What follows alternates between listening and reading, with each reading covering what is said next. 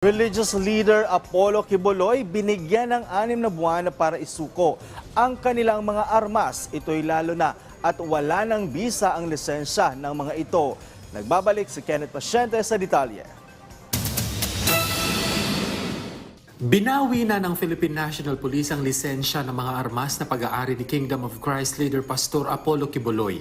Ibig sabihin nito, wala ng bisa ang license to own ng pastor at lahat ng kanyang armas ay maituturing ng loose firearms at kailangan ng isurrender sa mga kinaukulan. Wala pa raw sinusurrender sa ngayon ang kampo ni Quiboloy, pero bibigyan ng next of kin o pinakamalapit na kamag-anak nito ng 6 na buwan para isuko ang pagmamayari nitong mga armas. There will be a corresponding police action pertaining to this firearms code because as soon as napirmahan po ng ating GPNP yung resolution, this is immediately executory. Although they have the right to file their motion for reconsideration, but pending resolution of their MR po, yung pong mga baril po na ito, since hindi na po siya lisensyado at na-revoke na po, these are already considered loose firearms, then subject for police operation if necessary.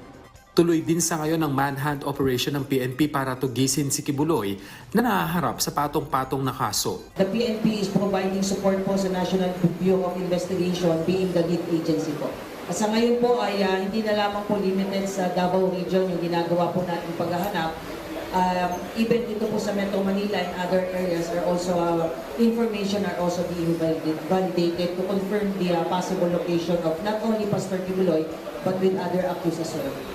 Sa issue naman ng pagpapaalis ng mga tattoo ng mga pulis, muling binigyang diin ng pambansang pulisya na hindi naman ito uri ng diskriminasyon. Tanging layunin lamang nila nito ay ma-regulate ang mga visible tattoo ng kanilang personnel. Bagay na pinag-aaralan na raw ngayon ng institusyon kung paano gagawin. Pag-aralan muli kung paano po i-implement po itong circular po na ito. Including nga po ano po ba yung magiging sanction at pati po yung manners at kung paano po bubukahin po ito. Kasi alam po natin hindi lamang po health and medical issue and concerns po yung iniisip po natin. This will also entail budget kapag ka nagpa-erase ka po ng mga tattoo. So yan po yung inaaral po ngayon ng ating mga concerned and relevant directorates po. Binigyan naman ng deadline ng mga pulis hanggang sa susunod na linggo na magsumite ng kanilang affidavit para ideklara kung ilan at kung ano-ano ang kanilang mga tattoo.